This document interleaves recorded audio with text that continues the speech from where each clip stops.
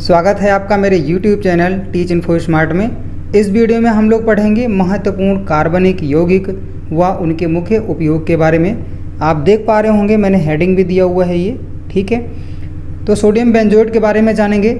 इसका उपयोग अचार, मुरब्बे, चटनी, फलों के रस आदि खाद्य पदार्थों के परिरक्षण में किया जाता है। तो इसका मतलब समझिए ये क्या होता है ना, परिरक्षण। बहुत ऐसे स्टूडेंट होंगे जिनको इसमें समस्या हुई होगी। तो देखिए, परिरक्षण का मतलब होता है बचाव करना, खराब होने से बचाना, ठीक है। देखिए, अभी मार्केट से सब्जी लाइए आप, तो सब्जी गर्मी का सीज़न है, आप बचा नहीं पाओगे। एक दिन 2 दिन अगर मान लीजिए रख दोगे आप, फ्रीज़ नहीं है तो ख़राब हो जाएगी, ठीक है। लेकिन क्या अचार के साथ ऐसा होता है? मुरब्बे के साथ ऐसा होता है? चटनी के साथ ऐसा होता है? नहीं होता है, ठीक है।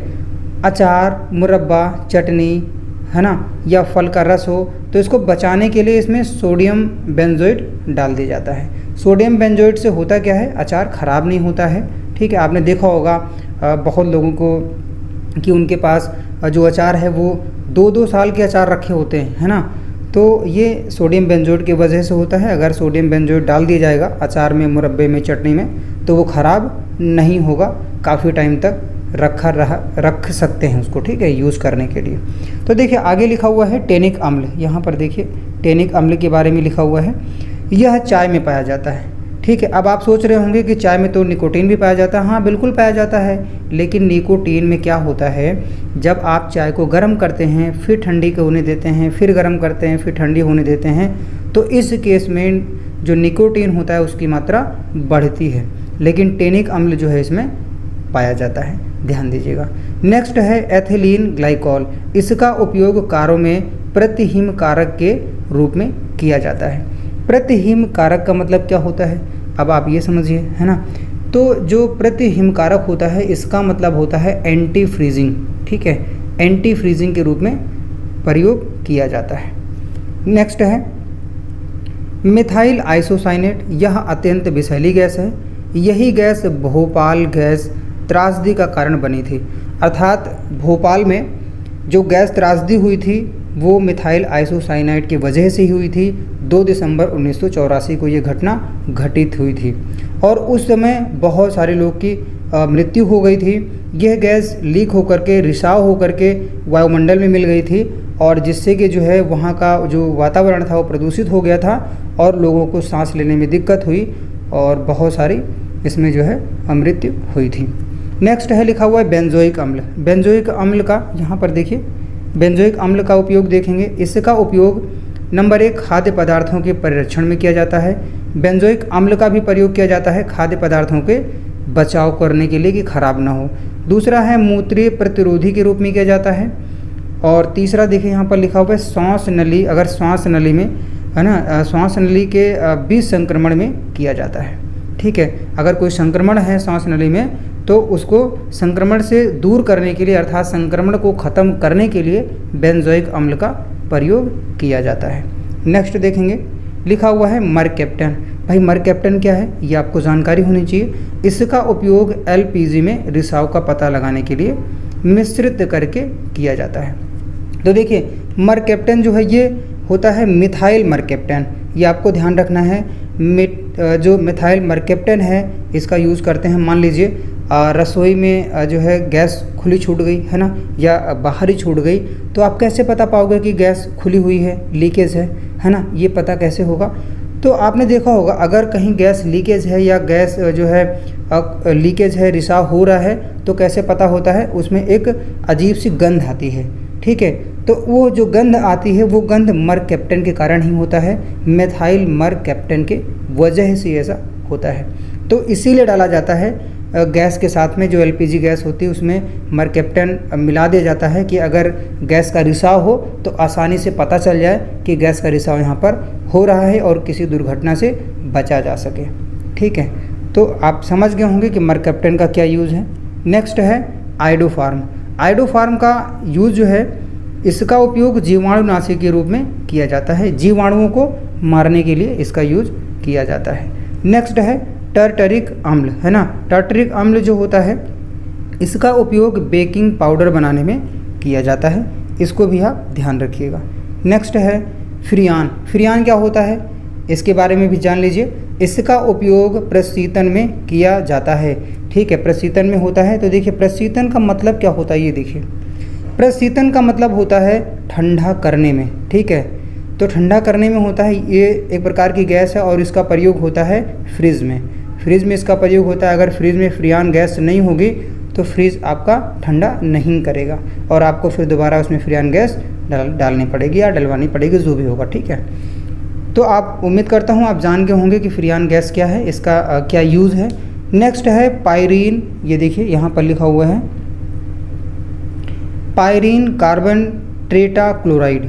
इसका उपयोग विद्युत से लघुपतन से लगी आग बुझाने में किया जाता है। लघुपतन देखिए यहाँ पर एक शब्द लिखा हुआ है, लेकिन अगर आप इंग्लिश में देखेंगे तो तुरंत समझ जाएंगे। इसका मतलब होता है शॉर्ट सर्किट। अगर शॉर्ट सर्किट से कहीं पर आग लग गई है तो पायरीन कार्बन टेट्राक्लोराइड से उसको बुझाया जाता है, ठीक है। ध्यान दीजिएगा, शॉर्ट सर्किट की बात यहाँ पर की गई है। नेक्स्ट है फास्फोरिक अम्ल। इसका उपयोग मृदु पेयों के निर्माण में किया जाता है। अब मृदु पेय क्या है, जैसे कोल्ड ड्रिंक है ना, तो कोल्ड ड्रिंक है तो फास्फोरिक अम्ल जो है वो इसका उपयोग किया जाता है। कोल्ड ड्रिंक वगैरह हो गया, जो भी मृदु पेय पदार्थ हैं और उसमें उसके निर्माण में किया जाता है। नेक्स्ट देखेंगे, लिखा हुआ है सिट्रिक अम्ल।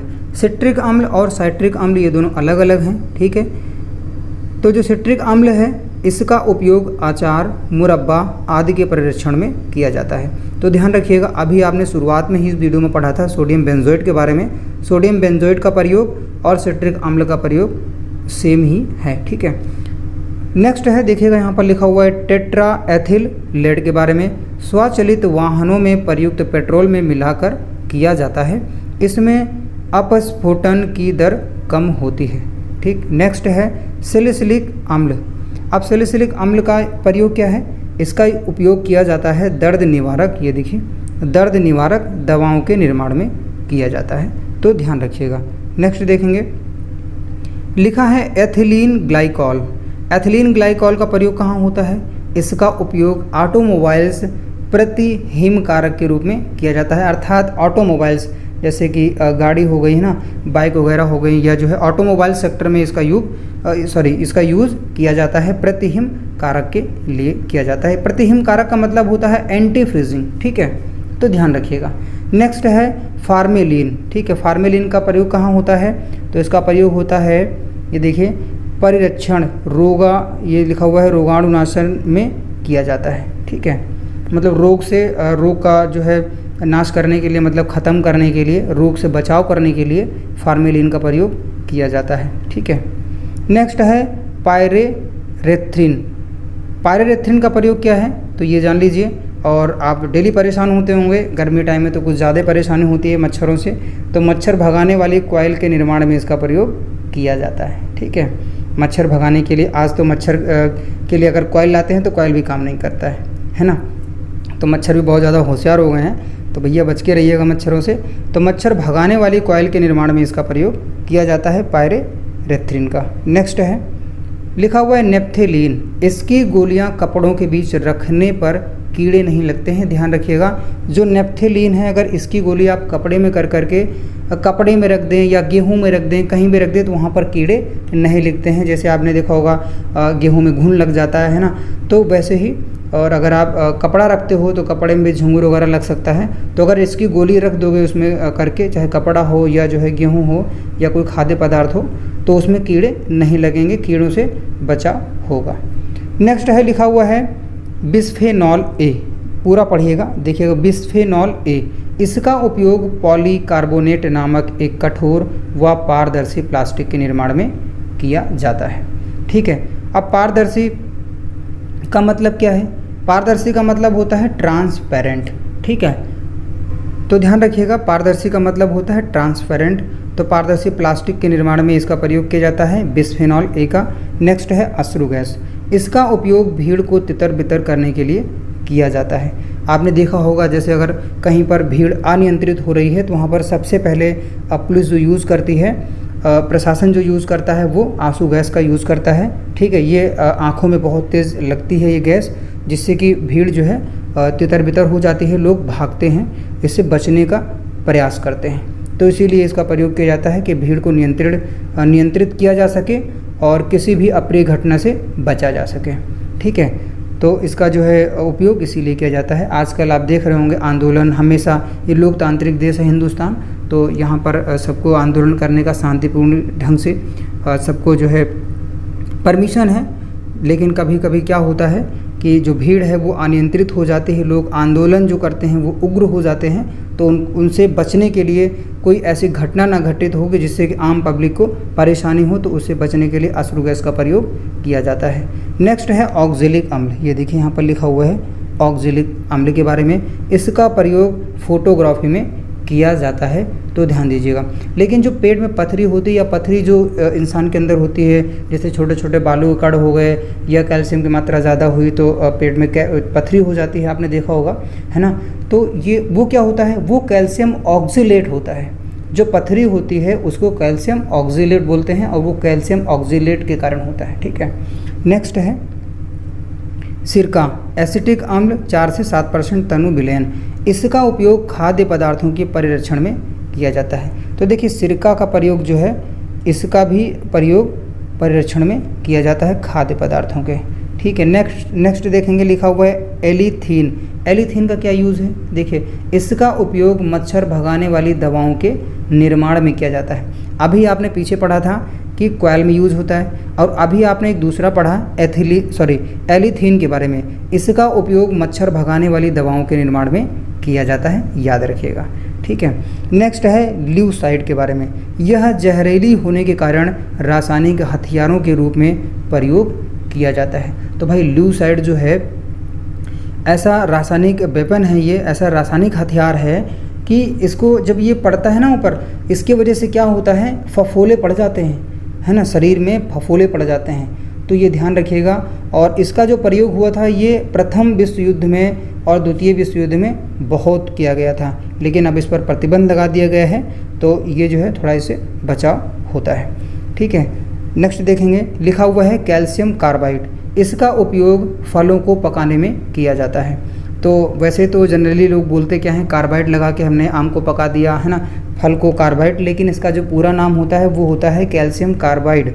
ठीक है, बहुत लोग आपने देखा होगा, लोग यही बोलते हैं कार्बाइड लगा के पकाया गया है ये फल। ठीक है, तो कैल्शियम कार्बाइड होता है, आपको जानने की ज़रूरत है, क्योंकि आप जो है कम्पिटिटिव एग्ज़ाम की तैयारी कर रहे हो, तो आपको ये नॉलेज में होना चाहिए। और आप एक शिक्षित व्यक्ति हो, आपको तो वैसे भी जानकारी सही होनी चाहिए। इसका उपयोग फलों को पकाने में किया जाता है, कैल्शियम कार्बाइड का। नेक्स्ट है मस्टर्ड गैस। मस्टर्ड गैस क्या होता है, ठीक है, यह गैस फेफड़ों व त्वचा को क्षतिग्रस्त करती है। एक रासायनिक हथियार के रूप में भी इसको प्रयोग किया जाता है। तो ध्यान रखिएगा, इसका भी प्रयोग प्रथम विश्व युद्ध में कई बार किया गया है। ठीक है, लेकिन इस पर भी प्रतिबंध है। तो आपको सिर्फ ध्यान रखना है कि मस्टर्ड गैस जो है ये फेफड़ों व त्वचा को क्षतिग्रस्त करती है, अर्थात यह एक रासायनिक हथियार के रूप में भी प्रयोग किया जाता है। नेक्स्ट लिखा हुआ है एथेफॉन के बारे में। एथेफॉन क्या है, इसका उपयोग भी फलों को पकाने में किया जाता है। देखिए आपने दो चीज़ें देखा, एक तो देखा कैल्शियम कार्बाइड के बारे में और दूसरा देखा आपने एथेफॉन के बारे में। एथेफॉन, इसका उपयोग भी फलों को पकाने में किया जाता है, तो याद रखिएगा। अब देखिए नेक्स्ट है यहाँ पर लिखा है पॉलीकार्बोनेट्स के बारे में। इसका उपयोग बुलेट प्रूफ ग्लास के निर्माण में किया जाता है। तो आपने सुना होगा कि प्रधानमंत्री जी की गाड़ी जो है वो बुलेट प्रूफ है ना, और भी चीज़ें हैं। तो जो कार में जो कांच लगा होता है ना, तो उसमें वो जो बनता है उसका निर्माण जो होता है वो बुलेट प्रूफ होता है, और उसमें जो यूज़ होता है वो क्या होता है, पॉलीकार्बोनेट यूज़ किया जाता है। तो पॉलीकार्बोनेट की वजह से ही जो कार बुलेट प्रूफ होते हैं या गाड़ियाँ बुलेट प्रूफ होती हैं, वो इसी वजह से उसमें ग्लास लगाए जाते हैं, इसकी वजह से। ये देखिए, ठीक है। नेक्स्ट देखेंगे, लिखा हुआ है यूरोट्रोफिन। अब यूरोट्रोफिन क्या है, तो यूरोट्रोफिन, इसका उपयोग मूत्र रोगों की दवा बनाने के रूप में किया जाता है। तो आप ध्यान रखिएगा, यूरोट्रोफिन का प्रयोग होता है मूत्र जो है में अगर कोई रोग हो गई है, तो मूत्र रोगों का अर्थात यूरिनल जो है जिधर से पास हो रहा है, अगर वहाँ से कोई प्रॉब्लम हो रही है तो उसकी दवा जो है बनाने में यूज होता है यूरोट्रोफिन का। नेक्स्ट है क्लोरोपिक्रिन। यह एक विषैली गैस है। क्लोरोपिक्रिन जो है वो एक विषैली गैस है जिसका उपयोग युद्ध काल में हथियार के रूप में किया जाता है। तो तो इसका भी रूप जो है इसका भी प्रयोग हथियार के रूप में किया जाता है, तो आपको ध्यान रखने की आवश्यकता है। ठीक है, तो आगे देखेंगे, लिखा हुआ है पोटेशियम परमैंगनेट।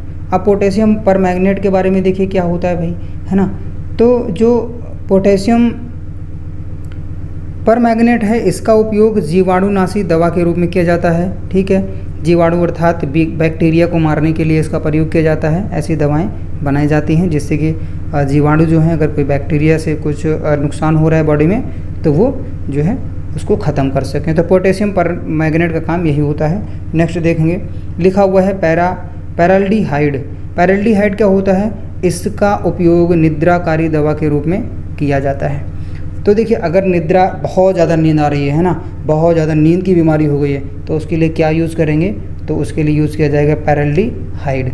एक मक्खी होती है, उसका नाम है सीसी मक्खी। क्या मक्खी है, सी मक्खी। ठीक है, सीसी मक्खी होती है, जहाँ पर सदाबहार बन पाए जाते हैं वहाँ पर ये मक्खियाँ पाई जाती हैं। इनके काटने से जो रोग होते हैं ना, वो निद्रा के रोग हो जाते हैं। आदमी बहुत सोता है, जिसको काटते हैं ना मक्खी, वो इंसान सोता ही रहता है ना। तो मैंने ये बता दिया किसके कारण से ये जो निद्रा के रोग होती है, ये सीसी मक्खी काटने से होता है। ये सदाबहार वनों में पाई जाती हैं मक्खियाँ, है ना। तो आगे देखेंगे, लिखा हुआ यूरिया। यहाँ पर देखिए, यूरिया उर्वरक के रूप में तथा यूरिया प्लास्टिक के निर्माण में प्रयोग किया जाता है। भाई इसीलिए जो है यूरिया शॉर्ट हो जाती बार बार, है ना, किसानों को नहीं मिल पाती समय से। कई बार ऐसा मैंने देखा है, होता है क्या, यूरिया नहीं मिल पाती है ना। तो इसका निर्माण जो है जो यूरिया है प्लास्टिक निर्माण के कार्य में भी इसका प्रयोग होता है। और जो यूरिया है जो उर्वरक के रूप में प्रयोग होता है, इसमें यूरिया में नाइट्रोजन जो है वो 46% होता है। ठीक है, नाइट्रोजन का जो नाइट्रोजन की मात्रा होती है 46% होती है, ये आप ध्यान रखिएगा। और एक चीज़ और यूरिया के बारे में जान लीजिए, सबसे पहले प्रयोगशाला में बनाया गया था। ये जो यूरिया है ये सबसे पहले प्रयोगशाला में बनाया गया था।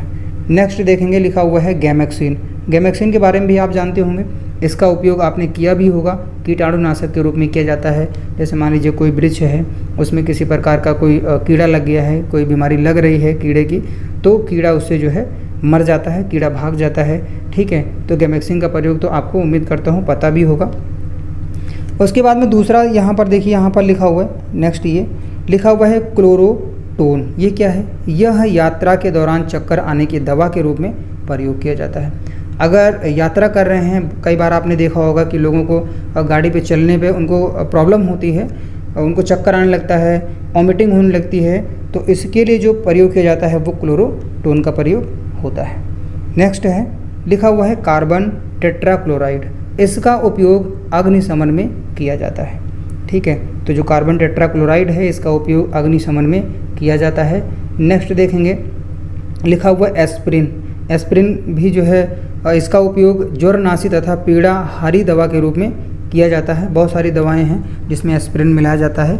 और एस्प्रिन क्या होता है, एस्प्रिन का काम मैंने आपको बता दिया है कि बुखार और पीड़ाहारी, अर्थात अगर पीड़ा है, ठीक है, दर्द है या बुखार है, तो इससे जो है काफ़ी रिलीफ मिलता है, काफ़ी आराम मिलता है एस्प्रिन से।